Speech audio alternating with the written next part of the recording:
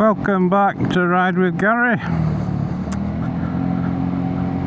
For those of you that follow the channel, you'll know that I've just got rid of my GB and I've ordered an ADV 350, and my little Royal Alloy here is going in part exchange for the ADV. So I'm not going to get a chance to do the 1,000-mile review on it that I said I'd do. But we're at almost 800 miles now. So I'll give you an 800-mile review instead. To be honest, there's not a great deal to report on. If you've seen me other videos, you've got all the information anyway. But yeah, this is a 25 plate. I picked it up, I think it was August if I remember rightly. When I picked it up from the dealership, they'd put a drop of fuel in it just to get me to the petrol station, but they'd used E10 fuel and it did not want to go at all. I had to rev the tits off it to get it to move anywhere. As soon as I got to the petrol station and I put E5 in it, it was fine. But yeah, do not put E10 in these scooters. They do not like it at all, so I've warned you, don't use E10. In terms of performance and whatnot, it felt a little bit sluggish until I had its first service done, which was 600 miles. And I'm not sure what they do on first service. I know they change oil and filters. I'm not sure what else happens. But yeah, after that first service it was a much smoother ride, and it found an extra couple of horsepower maybe. It just feels like it's got a bit more power to it. So yeah, it gets better after the first service. I'll pull in here and let you have a look around it, for those of you that haven't already seen it. This is usually a nice quiet spot. There's normally a horse in this field somewhere. Alright, let's get it on centre stand. There's the horse over there in the field. Let's take my gloves off. Right. So here she is. It's the GT125 Royal Alloy. Cracking looking scooter. This is my second Royal Alloy. I had a 70 plate, a red one before this.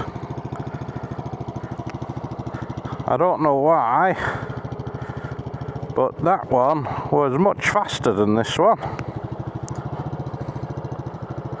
You've got your dashboard up here. You can see that. Alright, I'll jump back on and carry on riding because it's a bit cold this morning. It's only about 5 degrees. Get my heated gloves back on. Hey.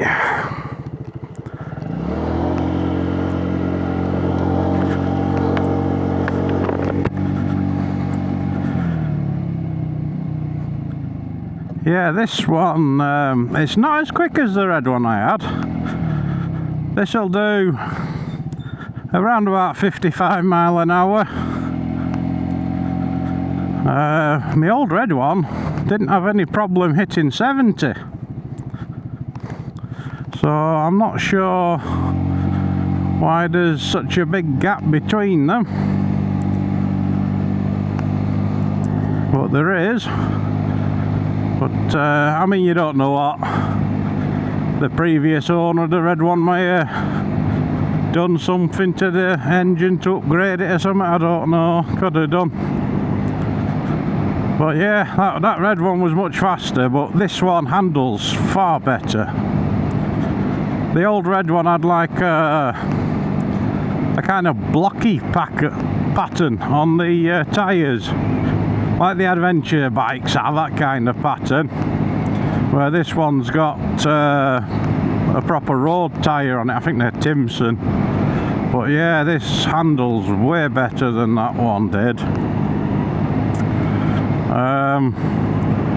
In terms of power, you know, these things are only, I think it's 9.5 horsepower or something like that. But for what it is, you know, it's a 125 scooter.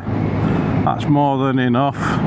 If you're just looking for somewhere to commute to work or whatever, then it'd be great for that. I basically use it for a Sunday morning bimble, if that's what you want to call it. So yeah, I mean the speed doesn't really bother me, but you know, everybody's different.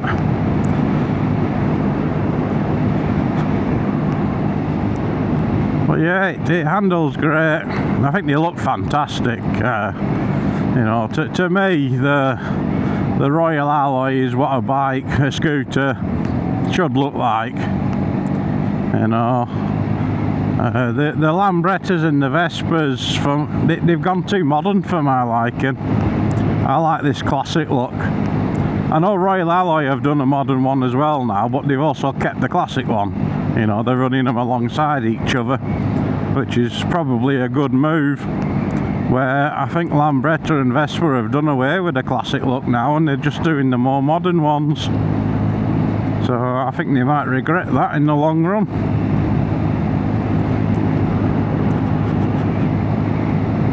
But yeah, this is a cracking bike. I mean, you don't get the under-seat storage with these ones, which is probably one of the only negatives there is with this scooter. But you get a little, what do you want to call it, a glove box kind of thing at the front there. If you go to my first review I did on this, I do a full walk around and I show you all the bits, ins and outs and whatnot, so you can see it better on that one rather than me just talking about it now. But yeah, you get the glove box there, and you get a little rack on the back as well that you can strap a bag to. So there is storage, but obviously a lot of scooters have an under-seat storage, which this one doesn't have. All that's under your seat on this is your fuel cap. But I suppose we're not having the storage there under the seat, you probably get a bigger fuel tank. So you know, it works both ways, pros and cons. But yeah, these are great little scooters to ride. Like I say, it handles really well, and the seat's really comfortable. This one has the bench seat on. You can get them with a king and queen seat on. I think the 300s have the king and queen, and I'm not sure if the GP version of the 125 may have it as well, I think. But yeah, the GT comes with a bench seat, which personally I prefer, because I can scoot about on the seat a bit. Because I'm 6'1", my legs are a bit long. You know, I like to scoot around on the seat just to change the positioning of my legs and my knees and whatnot.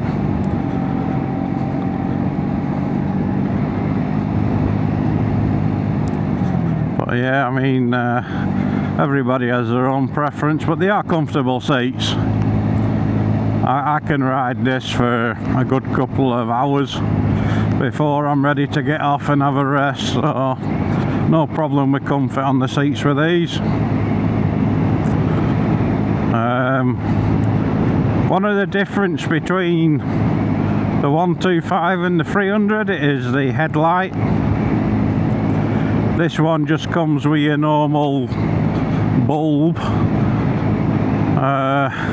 The 300 has the LED lights, so they are much brighter on the 300.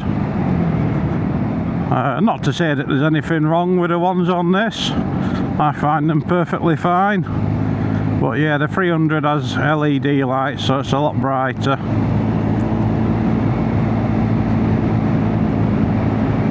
They've done the 350 now as well, haven't they? It's just come out. I believe they're not making the 300 anymore now that they've brought the 350 out. I have seen them. They've gone with a TFT screen on it, and I know a lot of people like TFT screens, but I like the dash on this one. I think it suits the classic look better than a TFT does. But yeah, again, you know, it's personal preference, what you like. But yeah, like I said, I'm coming up 800 miles on this now, and yeah, it hasn't missed a beat. It's been brilliant. Never had an issue with it, not once. And you know, it's nice and cheap to fuel up. I'm down to 1 bar now, so I'm heading towards petrol station. I just hope it's open because it's Sunday morning. But yeah, nice and cheap to fuel up these things. It usually costs me 6 or 7 quid, which, you know, it's nothing. So like I said before, just make sure you use E5 and not E10. There is a sticker on them by the fuel cap that says E5 only. I always wondered if they were just being picky with that, but after at dealership went and stuck E10 in it, you know, I found out for myself what it does to them. So yeah, don't ever put E10 in these things.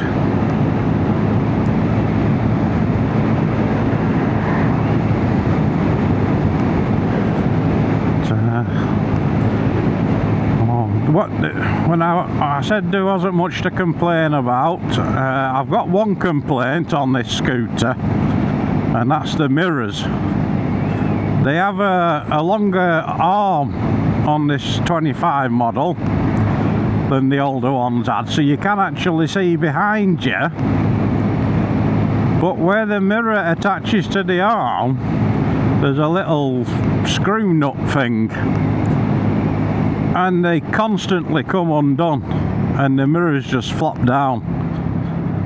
I mean, I've only been at half an hour now and it's already done it once, and yeah, it winds me up somewhat rotten because you're having to pull over 3 or 4 times every time you go out just to get your mirror back in position again, because it just flops down. It comes undone, it flops down, you can't see anything. So yeah, that's one complaint I do have. I don't know why it can't just be on the ball joint like most mirrors are.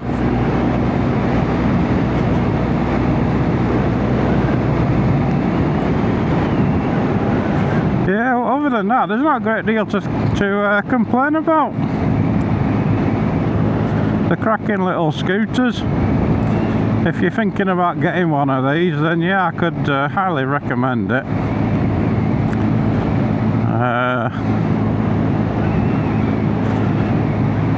Yeah, I can't think of anything else that I need to cover. I think we've been through everything.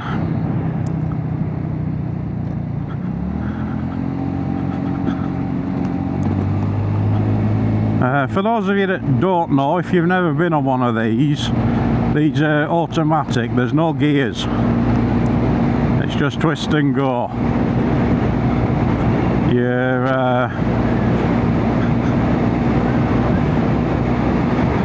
Where your clutch normally is on your left hand, that's your back brake on here. So yeah, no gears to worry about, it's just twist and go.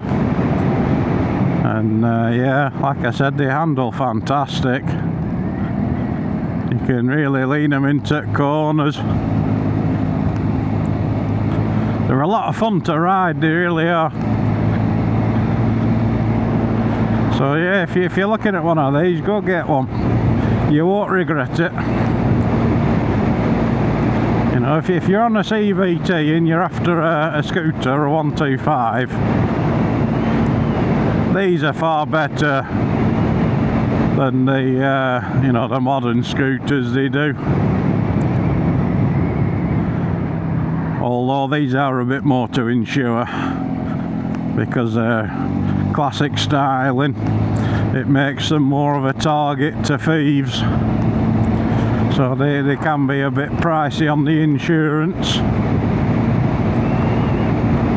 So I suppose that's another complaint there. Because I used to have a 500X, a Honda, and that was cheaper to insure than this is. So yeah, that's definitely one downfall. But you know, if you want a classic bike, there's pros and cons that come with it, like all bikes. So yeah, I'm almost at the petrol station now, and I'm almost bang on 800 miles, 799.9. So, oh, there we go, it's just ticked over 800. Right, I think we'll leave it here then. I think I've covered everything I need to cover.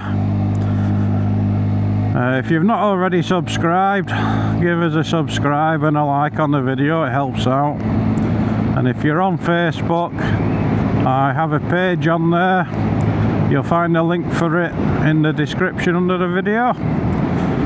So thanks for watching, and I will see you on the next video.